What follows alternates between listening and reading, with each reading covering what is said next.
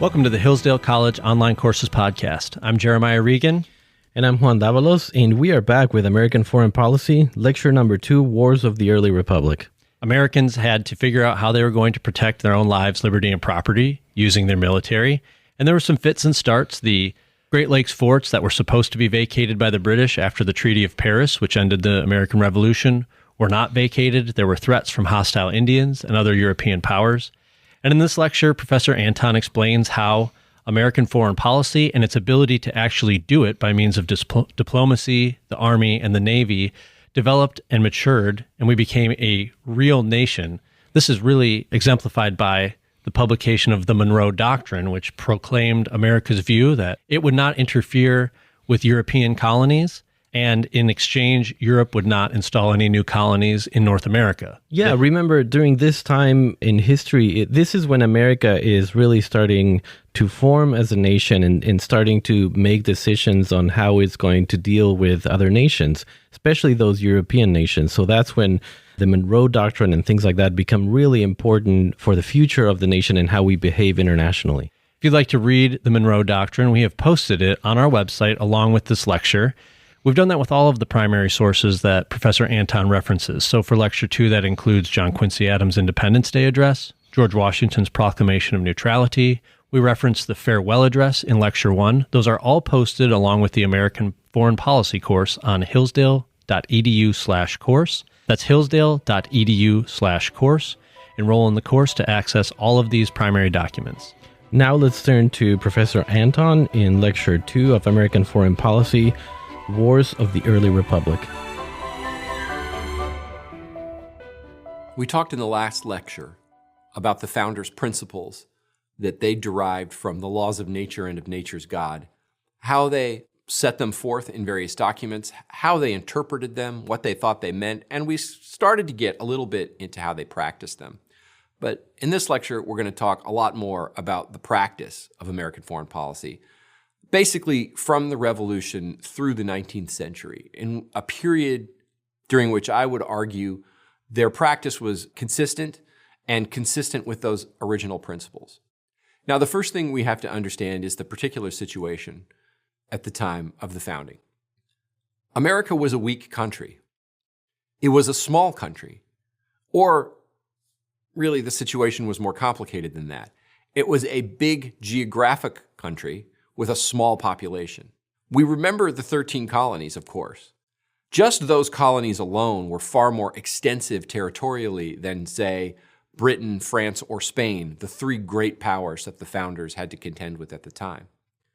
What some of you may not remember is that the 1783 treaty that ended the Revolutionary War ceded to the United States a whole lot of additional territory, basically everything that now constitutes the Midwest out to the Mississippi River. Now, a lot of territory sounds great. It sounds like it's one of those things that makes you a great nation. You'd rather have more than less, wouldn't you? But a lot of territory can be a problem if you can't hold on to it. And the population at the time of the Revolution, there was yet no census, so it's hard to know exactly, but it's estimated to have been somewhere between 3 and 3.5 million people. Now, that's very small in comparison to both the nations in Europe that I just discussed, but also compared to the amount of people it would take to adequately settle all that territory and hold on to it. And the founders were very conscious of the fact that it could be difficult for them to hang on to all of this land that they had won in a war with the number of people available to them. So this was, in a way, foreign policy problem number one for them: how to protect that land from potential invasion, from potential conquest, theft from other nations. Now, I mentioned in the last lecture Washington's farewell address, which I would urge everyone watching this to read in full. He makes a great many extraordinarily wise points, and let's look at one of them now. He says that it would be crazy, that's my word, not his, but I think I capture the spirit faithfully, for the Americans to forego the great advantages of such a situation as theirs. What did he mean by that? He means that America is not surrounded by enemies. Now, we can take that too far. The British, French, and Spanish empires all still have possessions on the North American continent, and all are potential threats to the United States. There are also Indian tribes, some of which are friendly with the United States, some of which are unfriendly and even attack United States frontier settlements, some of which the United States have good relations with and treat as essentially foreign nations and make treaties with. All of this makes, especially the western provinces of the country, insecure. That's on the one side. On the other side, though, the United States is not obviously in Europe, but I mean that in a specific way. It's not surrounded by established great powers with settled populations, large armies, and functioning productive economies that can equip those armies. The United States is not in the middle of a continent sharing borders on all sides with countries that are potentially hostile. And this is, if not a unique situation, an almost unique situation from Washington's point of view, and he's trying to make his fellow Americans, his compatriots, understand what a blessing it is to be over here on the other side of the Atlantic, far from European quarrels, far from European armies, that European navies, and remember, this is the age of sail, have to cross at great peril and expense and taking much time if they want to exert any power, exert any pressure onto the American continent. This is an extraordinary situation, Washington says. We've essentially been given an almost secure situation that we should not easily trade away by getting ourselves mixed up in these foreign quarrels. So on the one hand, you have to think about this essentially in two ways. On the one hand, the United States is weak. It's small, its population is small, it's poor, it has really yet to develop much of a military. On the other side is a vast potential strength, a potential strength from the extent of territory, from the natural resources, from the navigable rivers available, from an incredible array of existing and potential eastern ports. All you have to do is look at a map of the eastern seaboard of the United States and see how variegated it is, how many inlets and bays and rivers there are all up and down the seaboard. It's an incredible geographic blessing to this young country to have all of that potential there. And you have a growing population with, unlike most of the countries of Europe, which have been settled since Roman times and are very densely populated, the United States is not that densely populated. And that's an advantage and a disadvantage. The advantage is it means that settlers can spread out and form independent farms and independent homesteads and not be dependent on great landowners or on jobs in the city for their sustenance. The disadvantage I've already alluded to. It means that this young country had a vast extent of geography, but not close to a large enough population to adequately settle it and protect it. So America was sort of both weak and strong, favored and vulnerable at the same time. And that was the situation that the American founders found themselves in immediately after the Revolution. And that situation really animates almost all their thoughts about foreign policy from the beginning. So their first worry was, having won the Revolution, they needed to maintain their independence. And just winning the Revolution didn't suddenly make the United States a strong country. It was still far weaker than these European powers. In particular, the United States was most concerned about Great Britain, both because of the fact that it had humiliated Great Britain, then arguably the world's greatest power, was beaten by a colonial insurgency. It's not fun to get beaten by a weaker power and be shown up. But also, the basis of Great Britain's great power was, above all, the Royal Navy, a force the size, sophistication, experience of which vastly outshone anything the United States could put in the water at that time, which is one of the reasons why Alexander Hamilton, above all in number 11 of the Federalist Papers, urged that the United States rapidly build a navy to protect its own ports, to protect those ports from potential invasion or blockade. One of the things that great navies can do against undefended or lightly defended ports is simply prevent ships from getting in and out and cutting off commerce. Another thing they argued that a navy could do is make the United States essentially the arbiter of the balance of power in North America. So by developing our own commerce, protecting our own ports, Hamilton says, we should be in a position, we would like to be in a position where the great powers of Europe have to come to us and negotiate with us to gain our favor. We should protect access to our ports and make them bid for it. Don't give away advantages for nothing. Get things for them on the international sphere. Now, this may sound a little transactional to you, but as I said in the last lecture, the founders were not deluded. They were not naive. They knew that at the international level, every nation is in the state of nature vis-a-vis every other. They will seek to press their advantages, sometimes regardless of what the dictates of conscience, morality, and obligation require. And the only way ultimately to prevent being taken advantage of is to be strong enough that you can't be taken advantage of.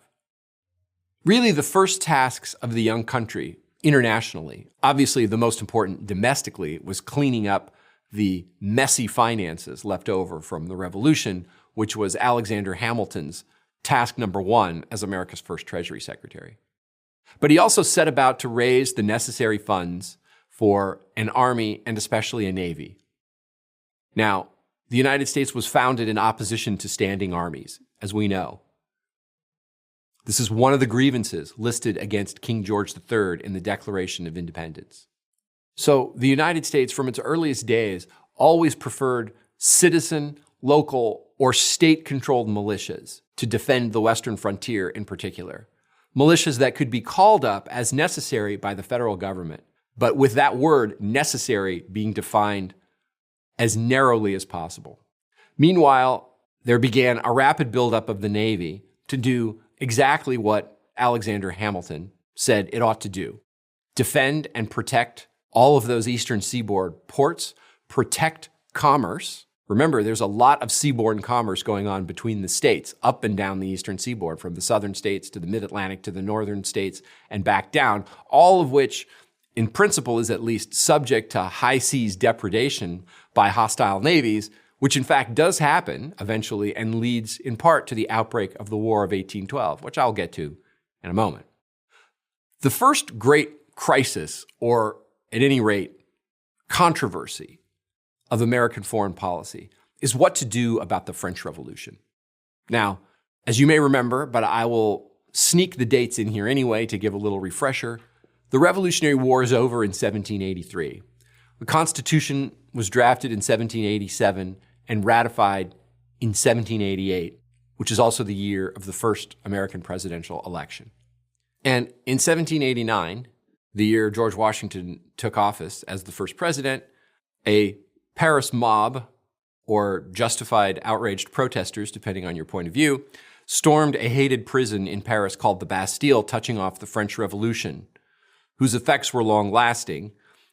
Within a few years, the King Louis XVI, and his bride, Marie Antoinette, and their young son were all killed, and a revolutionary government had taken power in France.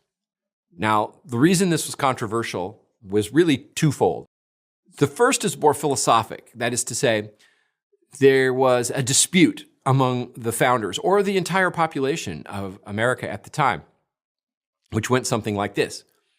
We, the Americans, declared our independence from a king on the basis of God-given natural rights. Well, the French have just overthrown a king in the name of liberté, égalité, and fraternité, liberty, equality, fraternity. Very similar principles to our own. Are we not then obligated to help the revolutionaries? And the second question revolved around a treaty that the United States signed with France in the Revolutionary War. Remember that France gave considerable aid to America during that war, arguably without which the revolution would not have succeeded. So what were the obligations of the United States under that treaty? And this was an especially complicated question, because before long, the revolutionary government in France was at war with other countries in Europe, especially England. Now, given the terms of the treaty, did that mean that the United States was obligated to support France in this new war? And then another thorny question this raised is, well, when we made a treaty with France, we made a treaty with the king, King Louis XVI. That doesn't mean we're then obligated to support a French government, the same French government that cut off that king's head. This is not the same government we made a deal with. It's in fact the opposite of it. It's its enemy. And this question swirled throughout America, certainly among American elites concerned about foreign affairs during this period, and especially Alexander Hamilton, who insisted that we should do nothing. In fact, Hamilton said that if, as a principled matter, the United States were to take up the policy that any government that declares the principles of the Declaration of Independence or something like them to be the only legitimate form of government, and not just any government, that if any revolutionary movement were to declare that those are the only legitimate principles, and that we are therefore obligated to support such movements, we're essentially declaring war with all the governments of the world, since there really are almost none that are based on our system of government. And it would be ridiculously foolhardy for us as a young country to declare war against the rest of the world. And in fact, he would say beyond merely being a young and weak country, it would simply be foolish because even the strongest country can't be at war with the whole world, and it violates our principle of non-interference. So this debate, as I said, really roiled the early republic. It becomes especially important in 1793, in the crisis over the so-called Neutrality Proclamation. Now, at this time, Washington is the president, Thomas Jefferson is still the Secretary of State, and Alexander Hamilton is still the Secretary of the Treasury. On Hamilton's advice, the Washington administration issues a proclamation saying that they're not going to take sides in the budding conflict between revolutionary France and the rest of Europe. Now, this angers some people, and it leads to a fairly memorable event, which is amusing to think about in the present context. What happens is that Hamilton, writing under a pseudonym, gets into a pamphlet war with Madison, also writing under a pseudonym. And everyone knew that Madison was writing on behalf of Jefferson. So try to imagine a sitting Secretary of State fighting in the public press in a pamphlet war with a sitting Secretary of the Treasury. It's fun to think about. Hard to imagine it happening today. Tony Blinken writing screeds against Janet Yellen and vice versa, or pick any Secretary of the Treasury or State that you want. We can go back maybe to Mike Pompeo and Steve Mnuchin. These kinds of things don't happen anymore, but they were common in the early republic. Now, the debate over the Neutrality Proclamation was primarily a debate over presidential powers. That is to say, it was a debate about constitutional principle in a way more than it was a debate about foreign policy. But the foreign policy question was still important. What is the United States obligated to do, both in terms of upholding its own principles overseas in other countries, and what do treaty obligations require of us, right? It was clearly not in the U.S. interest, Hamilton, I think, had this exactly right, for the United States to get involved in the fight between France and England, or France and the rest of non-revolutionary Europe. It would have been expensive, it would have been time-consuming, it could have been bloody, it was logistically very complicated. But is there something hypocritical about declaring all men to be created equal and saying this is a universal principle, and then when others declare the same thing, sort of washing your hands and saying, I have nothing to do with that? Well, a lot of people at the time in the country felt that way, including some very, very prominent and influential people. At the end of the day, the United States did not get involved in the French Revolutionary Wars. And it's arguable, and historians still debate this question, whether the United States did not get involved out of principle or because it simply was too poor and too weak anyway. So even had it wanted to, it couldn't have. But this issue doesn't go away. And in fact, this whole question of what do our principles, as enunciated in the Declaration of Independence, require of us on the international stage has been with us since the beginning of the Republic, is with us now, and has one way or the other determined or influenced foreign policy decisions throughout the life of the country. Now, to illustrate one of the principles we talked about in the first lecture, that is to say that the United States is a commercial republic and therefore cannot afford to be isolationist, but must be able to project power in defense of its commercial interests.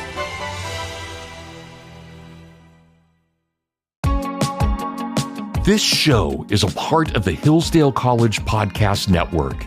If you like what you hear, please subscribe to your favorite.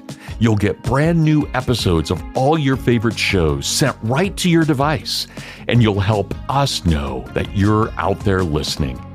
Never miss another episode by going to podcast.hillsdale.edu/subscribe. That's podcast.hillsdale.edu/subscribe. Or click the follow or subscribe button on Apple Podcasts, Spotify, or YouTube.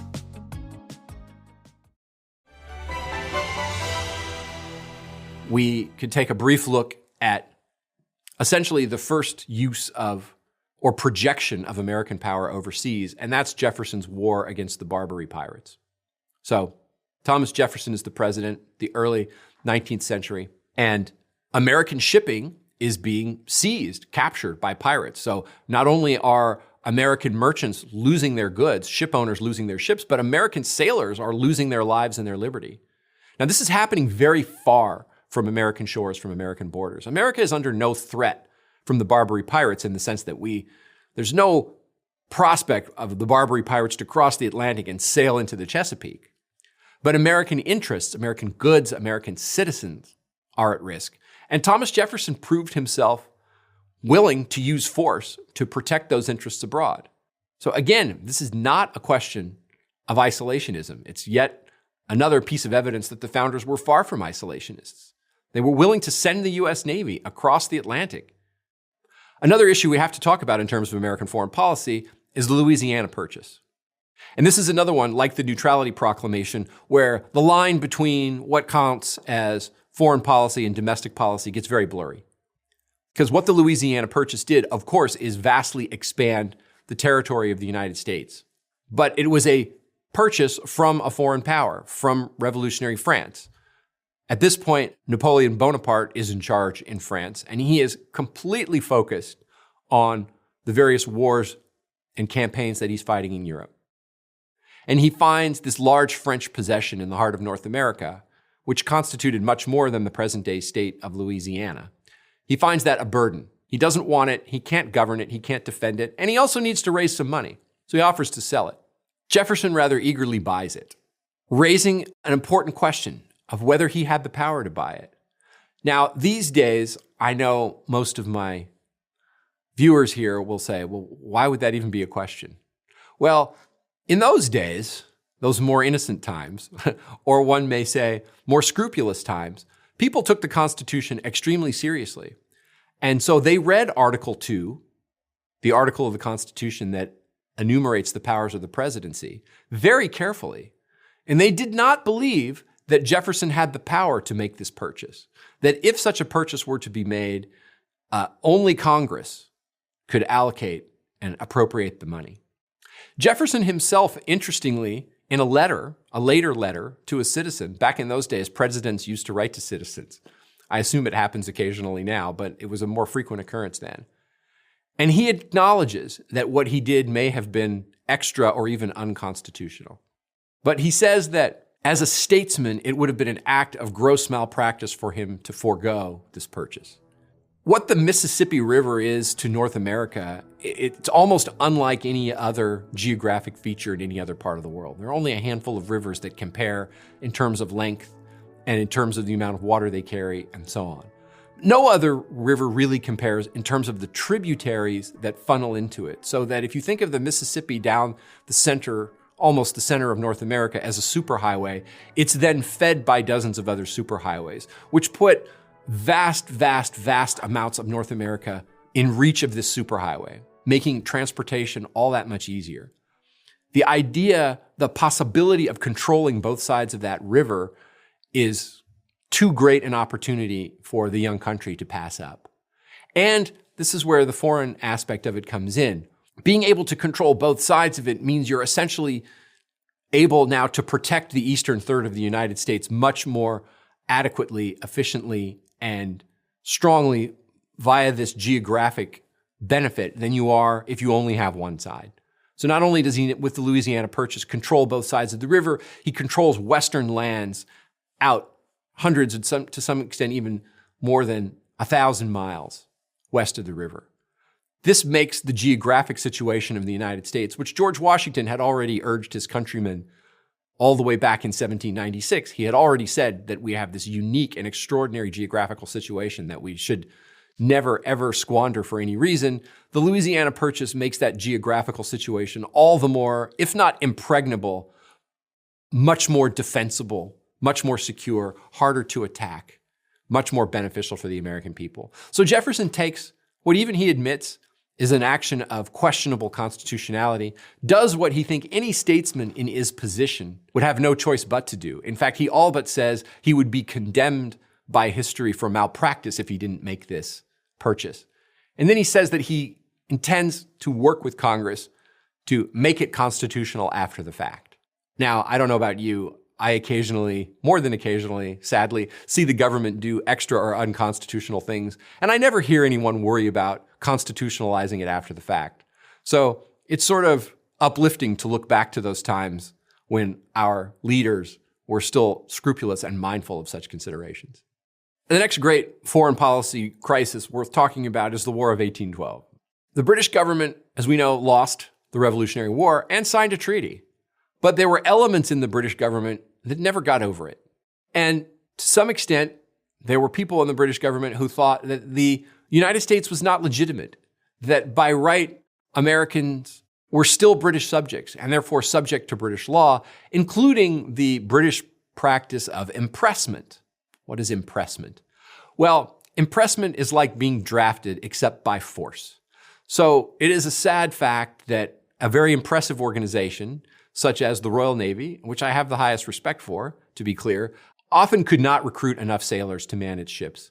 And so what it would do is it would go around to the inns and lodges of seafaring towns like Bristol and Portsmouth in England, and press gangs, as they were called, would basically kidnap you and say, congratulations, you're a sailor in the Royal Navy now. Now, this is a practice that even many of the Royal Navy's greatest heroes, such as Horatio Nelson, the great victor of the Battle of the Nile and the Battle of Trafalgar, were embarrassed by, I think with good reason. But they felt that they had no choice, that they couldn't have the sufficient number of sailors without doing this. Well, they started doing it to Americans. And from the perspective of the American people and the American political leadership, this was no different than the depredations of the Barbary pirates. And you get the War of 1812, which is eventually resolved by treaty after some unpleasantness, including famously the burning of the White House, which Madison and his wife Dolly had to flee. But it shows the importance of the founders' lesson that even the largest country, even a country geographically distant, is still, in principle, at risk from a great power, especially a naval great power that can cross the ocean. Even a great power with which you signed a treaty not that many years before. And the only remedy for being a victim like that, the only way you avoid suffering those kinds of depredations is you have to have a defense yourself and be willing and able effectively to fight off those kinds of offenses. Now, you've all heard of the Monroe Doctrine, a famous statement of foreign policy. It is named after the president in whose name it was issued in 1823. However, the real author of it was John Quincy Adams, the son of John Adams and a future president, and potentially the greatest American diplomat or practitioner and analyst of foreign policy that our country has ever produced. Part of what made John Quincy Adams so outstanding at the practice of foreign policy is that he traveled overseas with his father as a very young man and essentially worked as his father's top aide even when he was a teenager. He learned many foreign languages. He then served as a diplomat for his country in many foreign courts, speaking to the natives of the countries he was in their own language, and then served as Secretary of State, our top diplomat. So there's really no one our country has ever produced who is quite as good at this or well suited to it as John Quincy Adams. Now, what is the Monroe Doctrine? The short answer is it's a declaration to the rest of the world to keep their mitts off the Western Hemisphere. And that short declaration is not misleading. If you had to put it in one line, that's probably what you would say. But it's more complicated than that. And it touches directly on this question of what America's founding principles require of America in its actions on the world stage. Now, as I've mentioned earlier, the Western Hemisphere, not just North America, but really the whole Western Hemisphere, had many colonies in it. Colonies of European powers, principally Britain, France, and Spain, also Portugal and some others. Now, like the United States, these colonies eventually began to rebel and declare their independence. And when they did, the same question arose. What obligation do we Americans, who are a former colonial people, who rebelled against a European monarch, declared our independence on the basis of universal natural rights, what obligation do we have to support these young republics in Central and South America? Well, some argued we ought to be fomenting revolution. This was perhaps a minority, radical view, but it was present, and it seemed to these people who made it consistent with American principles. But cooler heads made an argument similar to the argument Hamilton had made about a generation before. That is to say, if we declare outright that we support revolution in any Western Hemisphere colony, on principle, we're essentially declaring war with all of these European empires, which would be imprudent since those would be wars we couldn't win, and it would violate our principle of non-interference. So what the Monroe Doctrine does, I think very elegantly, is it says we're not going to get involved. That is to say, we're not going to foment revolution. We're not going to supply revolutionary governments with money or arms or anything. However, if a revolutionary movement succeeds in some country, declares its independence and establishes its independence, we will recognize that independence. And I just want to say it's important to note that part of the founders' argument was independence, to be lasting and successful, really needs to be established on one's own. Now, you could say, well, they're hypocrites because they got aid from France. I don't dismiss that entirely. Like I say, I think the French assistance was important, but I do think that the vast majority, the bulk of the work of the revolution was accomplished by Americans with American resources. And had that not been the case, the revolution wouldn't have been successful. At any rate, this is what the statesmen of the early 19th century argued. So if and when a former colony establishes its independence, the United States will recognize that colony as independent. And we will open diplomatic relations and trade relations.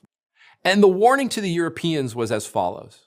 It was to say, don't try to come back here and get one of your colonies back. If you do that, we will stop you.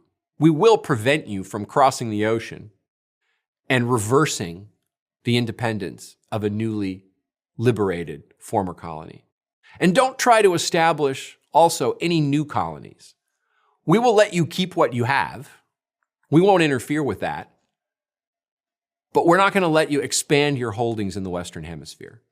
So it's a way of being principled, of supporting revolution without fomenting it, of trying to be fair, both to revolutionary movements and to established powers. Not saying that these colonies that still exist are illegitimate, or that these European empires that have claims on territory in the Western Hemisphere, not saying that those claims are necessarily illegitimate. But beyond the principle, there is a geopolitical aspect to the Monroe Doctrine. Our advantageous situation, to return once again to Washington's term, is the fact of being separated by oceans from other great powers. Even though those great powers are present on North American soil, their presence in North America is much weaker than their home strength is in their own countries. What the Monroe administration and John Quincy Adams as his Secretary of State effectively accomplished with the Monroe Doctrine was putting the European powers on notice. Your empires in the Western Hemisphere are a declining asset. We're not going to affirmatively take measures to take them away from you. But as they inevitably separate from you, we're going to make sure that you never get them back. And you can't establish new ones. So this only goes in one direction. You will slowly lose your colonies and you'll never get them back, which means your presence in North America will eventually disappear. And we, the United States, will be all alone as a great power in the Western Hemisphere. And to be all alone as a great power in your hemisphere is to be, in a sense, almost impregnable from foreign attack, from foreign incursion, from foreign influence. In a sense, we have the best of all possible worlds. A hemisphere in which we are the sole great power and in which we are obeying the dictates of the founder's principle of non-interference. Now, I also am not naive. We have actually, the United States has interfered in the Western Hemisphere multiple times. And that's a subject for another lecture. But I would maintain that throughout the 19th century, the United States remained relatively consistent with these principles. The United States was not incredibly active in foreign affairs for most of the 19th century, certainly not compared to what came later in the 20th century, and especially after World War II, when, as we'll see in a later lecture, the United States becomes one of the two dominant world powers and is engaged internationally every day. So the 19th century, for our purposes, is somewhat uneventful, but there are a few notable things that happen that we need to talk about, and we'll go into them here. The first is, of course, further westward expansion. So with the Louisiana Purchase, we have not yet completed the expansion of the United States. You've all heard the phrase manifest destiny, popularized by certain senators and politicians. It meant that it is the destiny of the United States to be a coastal nation, coast to coast, from the Atlantic to the Pacific. And the accomplishment of that destiny touched on foreign affairs in two important ways. One is a dispute with Great Britain over Oregon. Remember that Canada is a British colony at this time, and the northern border between where the United States ends and Canada begins and vice versa is not settled. In fact, the two countries almost went to war over it. If you've ever heard the old phrase 54-40 or fight, that was a rallying cry about where the latitude of the northern border of the United States should be. I will just say that 54-40, meaning 54 degrees and 40 minutes north, is far to the north of where the border ended up being, and we eventually settled our differences with Britain over Oregon, meaning the Oregon Territory, so that includes what eventually became Washington State. We settled that dispute amicably without a war. Unfortunately, the dispute over the territory to the south was not settled without a war. And this is a complicated question that has many roots. Texas, the second largest state in the country by land area, and which was for a brief time an independent republic, the Lone Star Republic. Well, Texas and Mexico, while they were separate countries, and Mexico is itself a former colony of Spain that achieved its independence in 1821, they had a number of disputes.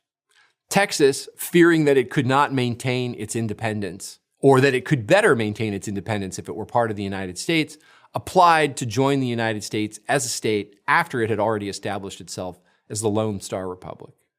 This, among a number of other issues, led to a war with Mexico, the so-called Mexican-American War of 1846 to 1848. Now, as I said, this is all complicated. I'm not going to give you a history lesson and try to unravel all of it. The salient points are the following. It appeared very desirable to President James K. Polk that the United States should possess California, which was formally at the time a possession of Mexico. Very lightly populated. If you can just summon your imagination for a moment, imagine a state that is today 40 million people. That's the official estimate. I think it might even be higher, but let's just say 40 million.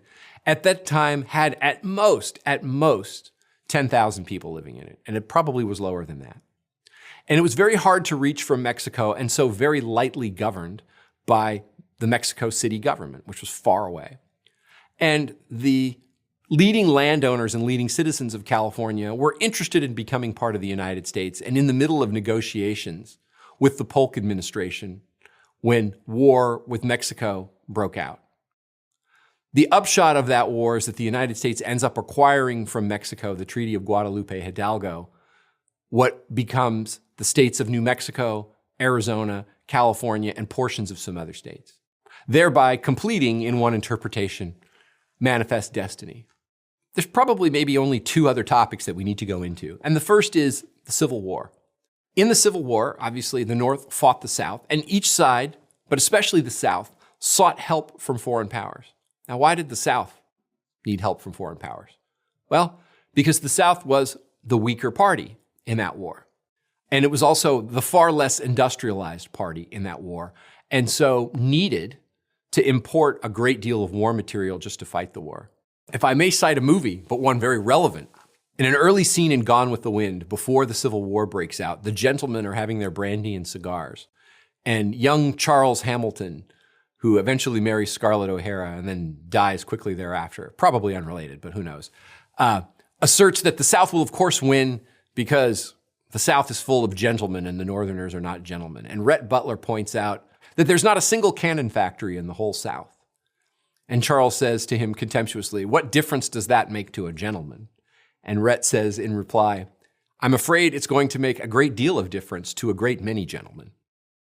What that illustrates is the lack of industrialization in the South vis-a-vis the North put the South at a fundamental disadvantage, which means, just as Hamilton predicted or feared for the United States as a whole, it meant that the South as a region had to seek military supplies from overseas. And that put it at a disadvantage, which meant that the South really needed trade relations with other countries just to stay alive. The whole question that Hamilton raised early in the Republic about access to seaports and the dangers of naval blockades is also well illustrated by the Civil War, in which the Union Navy, which was far stronger and better equipped, was able to maintain fairly strict, and I mean, no blockade is ever 100% effective, but fairly strict blockades against southern ports, which had a double-edged effect on the South. It meant that it was harder for the South to import the raw materials and manufactured goods that it needed, but it also meant that it was harder for the South to export the agricultural crops that were the basis for its economy. Now, in the Civil War, Britain in particular sided with the South. And I say this from a foreign policy perspective. It really had nothing to do with Britain's sympathy for the Southern cause, for slavery, or anything else. In fact, Britain abolished slavery in British colonies before the United States Civil War. I mentioned this once to a friend, and I said, well, in that case, the British were just following the classical Machiavellian dictum. If you as an external power see two potential rivals fighting one another, you always support the weaker power because A, you don't want to increase the power of the greater power who can just later on become a threat to you. You'd rather have them fight for as long as possible and bleed each other out. The ideal outcome for you in a way is that neither one of them comes out stronger. In addition to that, I would say Britain had one other reason for supporting the South, which is that Britain, which was rapidly industrializing at that time, was really the leading industrializing power in the world. One of its great industries was textiles. There were gigantic looms running throughout Manchester, Birmingham, Leeds, and the great industrial cities of England. And those looms were hungry for raw material to make into fabric, above all cotton, which they got from all over their empire, but they also imported gigantic amounts from the American South. So it made sense for Great Britain to support the South in the Civil War. Now, when the war was over, all of this was forgotten or attempted to be forgotten. That is to say, the Union didn't seek revenge against Britain. The United States, in fact, embarked on a similar campaign of industrialization that leads to all of the great efforts that we know about and have read about it in our history books, Transcontinental Railroad, the electrification of lighting and the electrical grid, and the application of steam technology throughout our economy. And all of that required reasonably good trade relations with Britain and the other countries of Europe. So we may say that the rest of the 19th century, the post-Civil War foreign relations of the United States for the rest of the 19th century until 1898, which is where I'm going to begin the next lecture, are all about maintaining good trading and commercial relations with the countries of Europe to support American industrial expansion, both in importing what we needed, although at the time the United States was definitely a net exporter, not a net importer, but especially to export the excess goods that our very robust economy could produce to other countries. And to do that, you needed to be on good terms with these other countries. And that's essentially what the foreign relations of the United States focused on for the rest of that century. Thank you for listening to this episode of the Hillsdale College Online Courses Podcast. If you want to continue learning, please visit hillsdale.edu/course. There, you will find over 40 free online courses including Ancient Christianity, the Genesis story, classic children's literature, and many more. The courses include additional readings, study guides, fully produced videos, and you can chat with your fellow students on a dedicated forum. Upon completing a course, you will also get a certificate. All our courses are free because we believe that what you'll learn will enrich your life and that a virtuous citizen is the best defense for liberty. So pursue the education necessary for freedom and happiness at hillsdale.edu/course today. That's hillsdale.edu/course. Thanks for listening.